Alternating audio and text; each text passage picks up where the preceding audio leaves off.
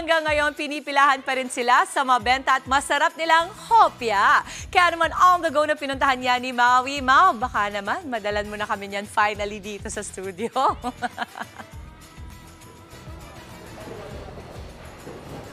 Good morning, Mama Dims! At good morning, mga kapatid! Tamang-tama ka, Mama Dims, talaga namang bala kong dalhan kayo kasi eto na nga, nandito tayo ngayon sa Ribonets Bake Shop dito po sa Taguig because dito talaga sikat ang kanilang Tipas Hopya or Tipas Hopya. Ayan, at ngayong umaga makakausap po natin si Miss Beth Tiglao, ang kanilang Operations Manager. Miss Beth, hello po, good morning. Good morning, Batiin niyo po ating mga kapatid. Hi, good morning. Good morning. Oh, syempre live na live tayo ngayong umaga, Miss Beth. Salamat po sa paggising ng maaga at naka-full gear tayo ngayon, mga kapatid. Pero syempre binaba ko muna yung mask ko para klaro po yung ating audio. Ayan, Miss Beth, kwentuhan nyo kami paano po nagsimula itong Ribonets Bake Shop.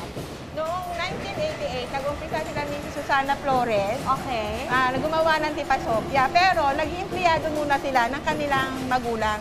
Okay. Na dati na kanilang paniderya ay Tipas Bakery. Okay. Ngayon, nung nagkaroon na sila ng medyo malaki na yung kanilang pamilya, nagpaalam sila kay Inang Belen na kung pwede na magsarili na sila dahil para madagdagan yung kita nila. Yes. Pinayuhan sila ni Inang Belen na gumawa sila ng hopyang munggo dahil yan ang uso noon. Yes, hopyang Oo. munggo. Wait, classic yan. Ayan ang for me. Yan ang pinaka-classic na flavor, yung munggo. Oh my gosh, nagugutom na ako ngayon pala. At nagulat ako, 1988, ako ay 1-year-old pa lang yan. Bago pa diba? Tagal na age pala. reveal tayo ngayong umaga, mga kapatid. Pero totoo, napakasarap po talaga ng hopya munggo. Sa tingin niyo po, Miss Beth, ano yung sikreto? Bakit talaga itong Ribonets Bake Shop talagang, kumbaga, gusto ng tao?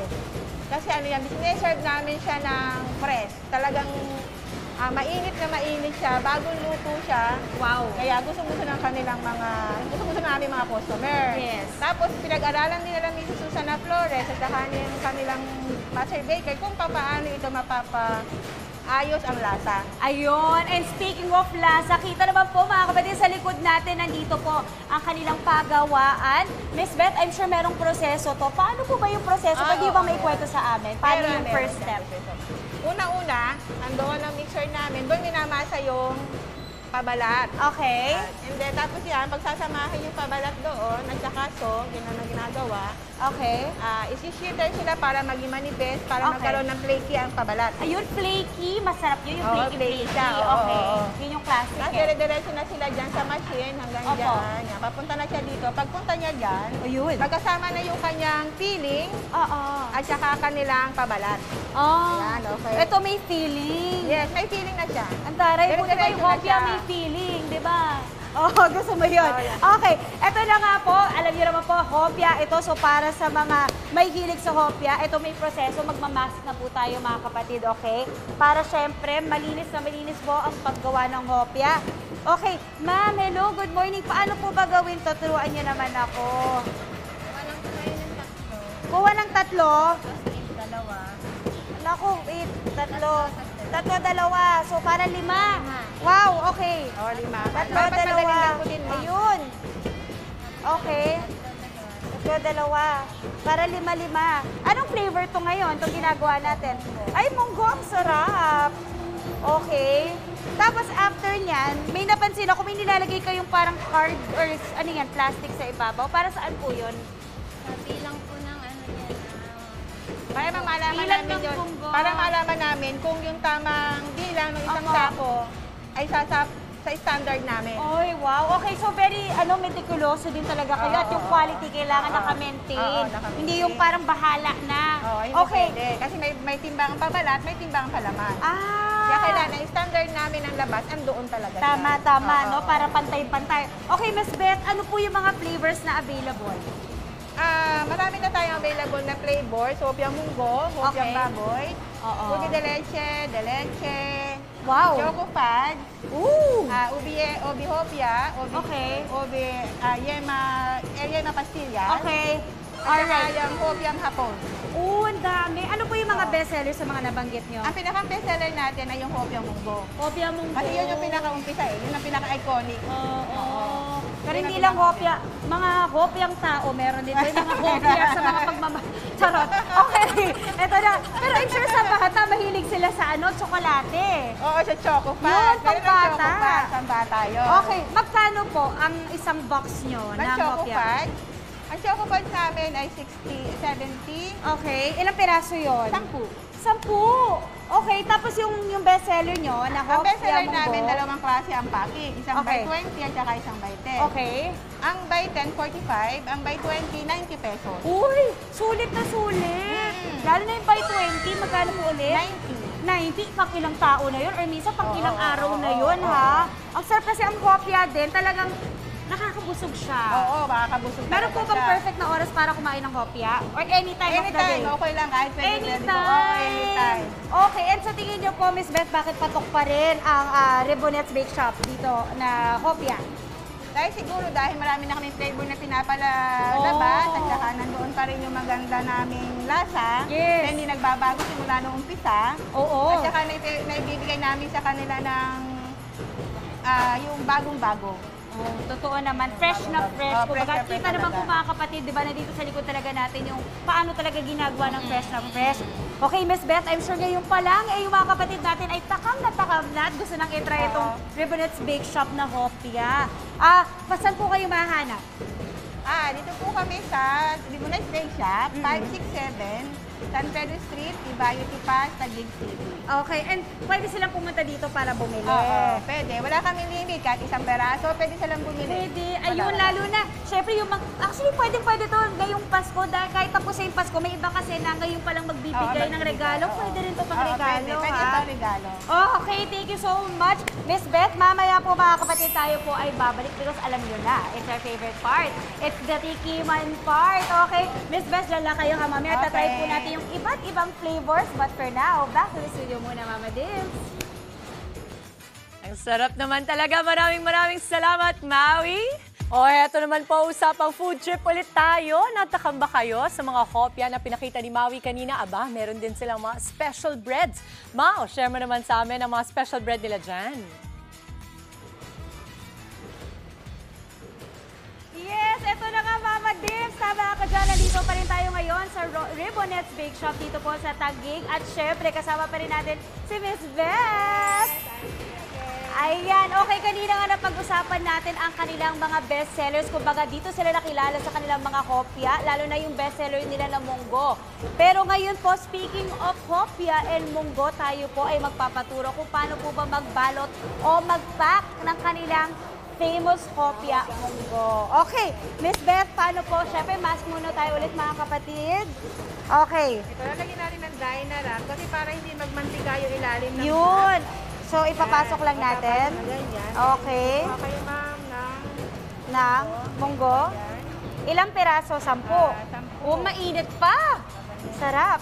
So, ganyan. Sa mga magbabalot ganito, ma'am. Ganyan. 5 5 agad. Okay. Tapos, ganun din. O, sige. So, next, balot ko, 5 agad. So, ganyan po, mga kapatid. Total of 10. Okay, panalo. Which is, magkano po ulit yan? Yung total of 10 natin? 45 pesos to, ma'am. 45 pesos. Grabe, napaka-murang halaga para sa napakarami at nakakabusog at napakasarap na hopya. Okay, try ko ulit yung ginawa nyo kanina, Mama.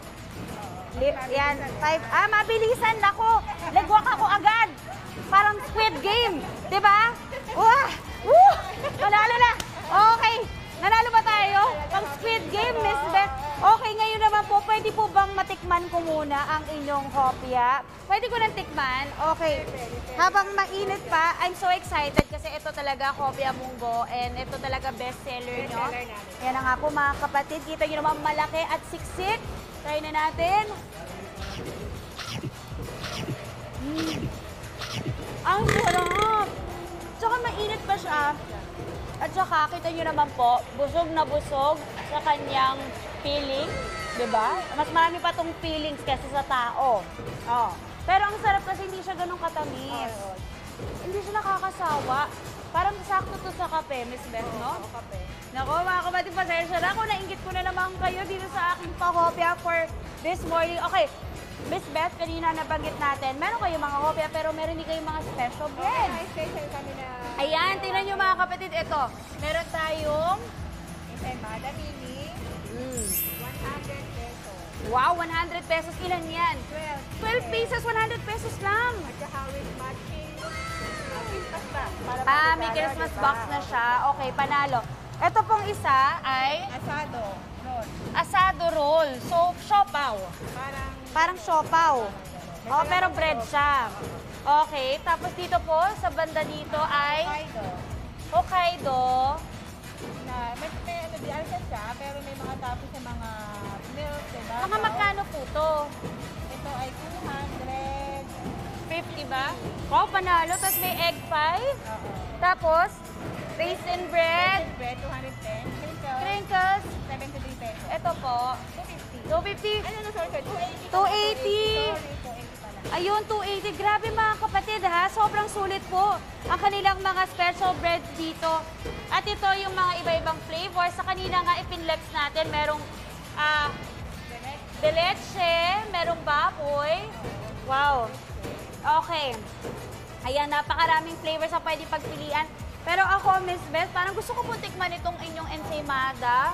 Malambot. Oo, malambot talaga. Sobrang lambot. Yan ang mabili sa amin ngayong Christmas, mga pangregalo. Mga pangregalo, no? At ito na ngayon, ito yung mga perfect na tinaterno sa mga kape at wow! Okay, tayo na natin, Sarap ba? Sarap. Panalo. Sarap, sobra. At saka yung Sakto lang yung asukal at yung keso at yung lambot. Ang lambot talaga ng inyong bread. Ano kaya sikreto nyo? Bakit ang lambot ng bread nyo dito? dahil sa bagong gawa siya. Laging bagong gawa. Laging bagong gawa. Okay. Gusto ko na lang kumain. Miss Beth, I'm sure ang mga kapatid natin ay gusto silang umorder sa inyo. Paano kayo makukontak at paano po sila makaka-order? Dahil na kami ngayon na, Sarap? nag-ano na rin kami sa online. Nag-time din na kami, nakita nila doon sa FB namin. Namin para sa pag-order. Pwede rin sila tumawag dito sa bakery. Okay. Sa amin, pwede rin sila tumawag. Okay. Nakalagay naman doon yung aming mga numbers. Yung mga numbers kami na makikita doon sa box.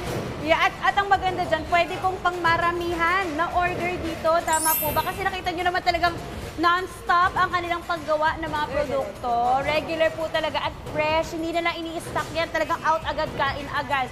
Yes! Ayan, maraming salamat, Miss Beth. Sobrang nag-enjoy ako. At sobrang nasarapan ako sa inyong mga bread and mga kopya dito. And that is it, mga kapatid, for this morning's On The Go. Back to the studio muna, Mama Dims. Ang sarap. Maraming salamat, Maui!